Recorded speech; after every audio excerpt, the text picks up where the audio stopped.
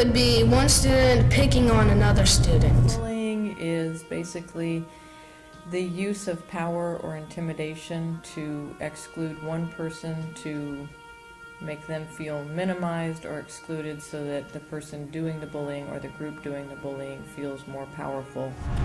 Bullying is when you don't feel good about yourself to make other people feel bad about themselves too, and that's not right. I would say that verbal abuse, sometimes whenever you're using foul language against another person. The main thing that I see a lot of is rumor-based bullying. So like kids coming in to talk with me because somebody has said something and then it's spread throughout the school and they're feeling really hurt about it. The other type of bullying I find is kids making fun of each other for any differences that they have, if they're too short or if they're too tall or if they're into a certain type of music or if they're into a certain type of dance. That's usually what I get.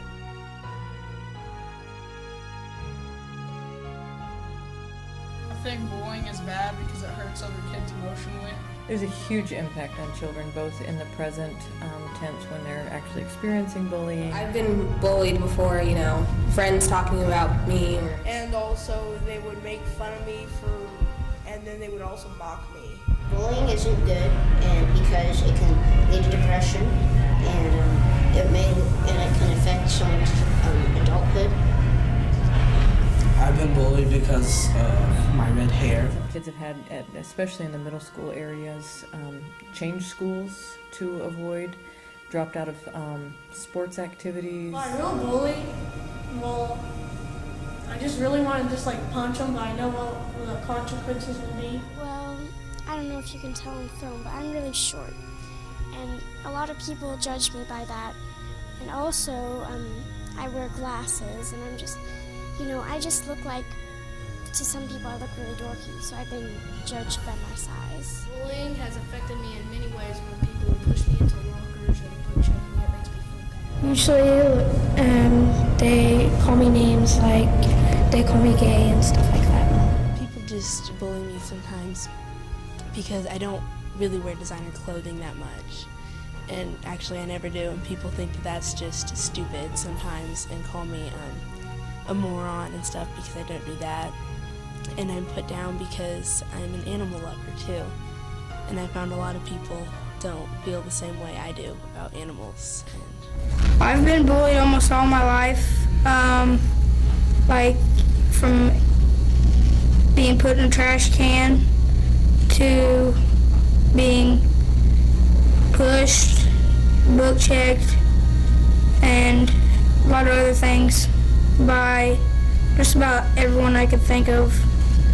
People my age and people a little bit older. I had a friend who was bullied a lot, and I admitted to bullying him last year, and he committed suicide later last year.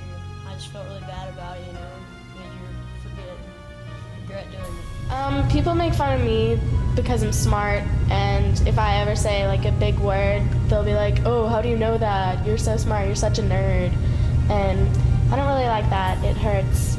So I was pretty lonely for a real long time. It really hurt my feelings that my best friend since the 3rd grade just out and out ignored me for no apparent reason. Even though I don't care as much, I'm really self-conscious.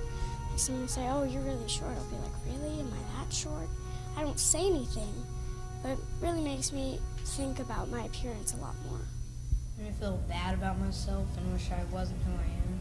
I think it just affects sometimes the way I think. I've met with kids who are absolutely crushed, feel completely alone and like they have no friends, just really sad and hurt. And then I meet with kids who are very angry and are very angered that people wouldn't give them a chance to get to know them and just judge them. And so I think bullying really just affects in general how people feel at school, especially if they have to go to class with somebody who's bullying them.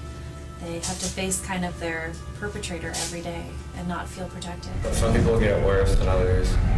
Some people have only been bullied once, but others get bullied every day. Over 50% of bullying incidents are never reported.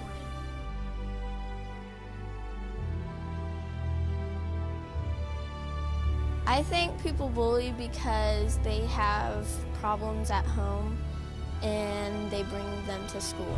Usually when people bully, they have insecurities of their own, and they take it out on other people.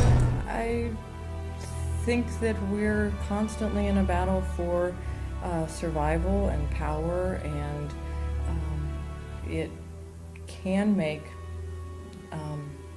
bullies feel powerful. Frequently, the people who bully are insecure themselves, and so they're trying to find a way to feel greater than they actually feel on the inside. Sometimes people bully because they're being bullied or hurt at home.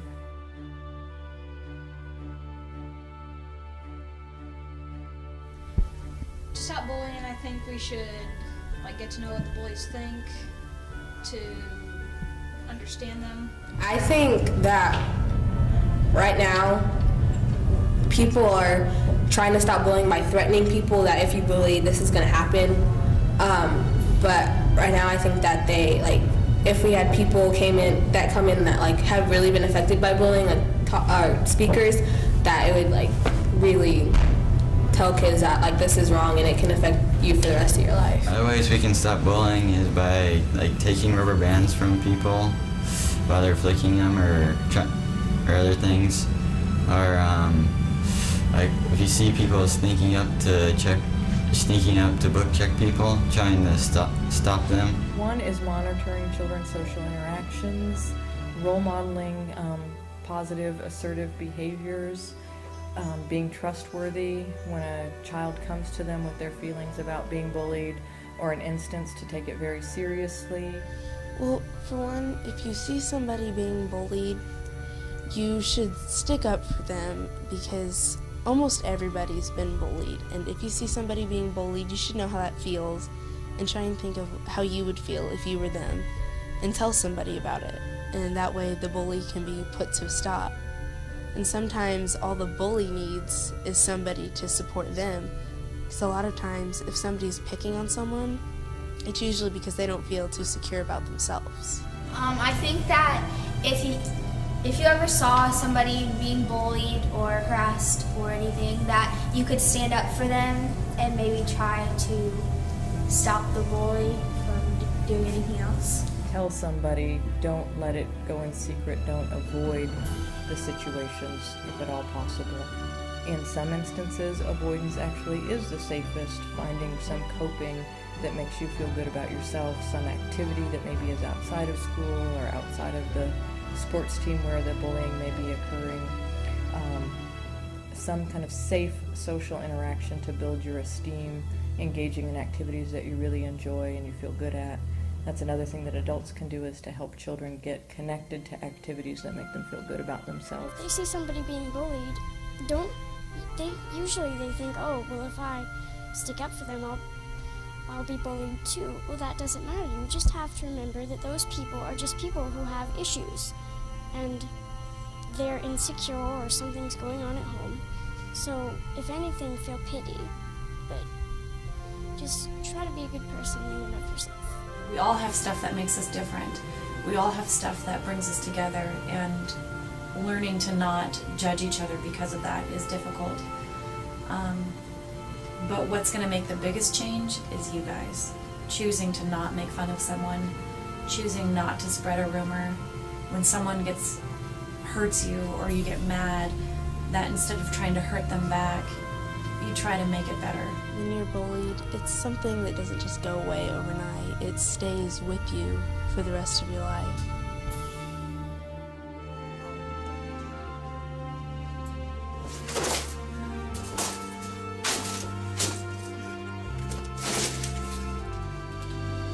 So are you guys going to lose every basketball game this year? Mm-hmm. Are you coming to the game tonight? No.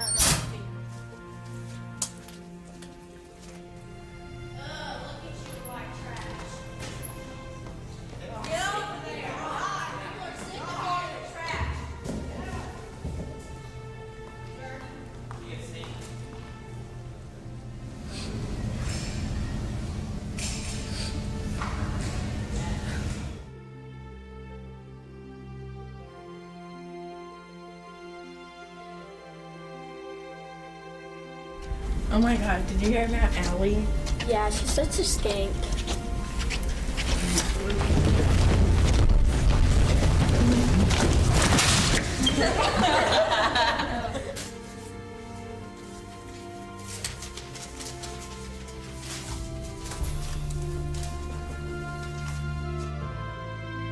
39% of students don't feel safe at school. So stand up to bullies, defend yourself and others. Stop bullying. Help the victim. It's not cool to bully, so don't do it. Stand up to the bullies, help the victims. When you bully, you should put yourself in the other person's shoes. It hurts to be bullied. I think it kills people from the insides. Help the victims. You can make a difference. Don't become the victim. Don't bully. Everything we do in our lives, it's like a ripple in the lake. It touches the lives of many people, and it also has far-reaching effects. We can make a difference, one person at a time. Start the ripple!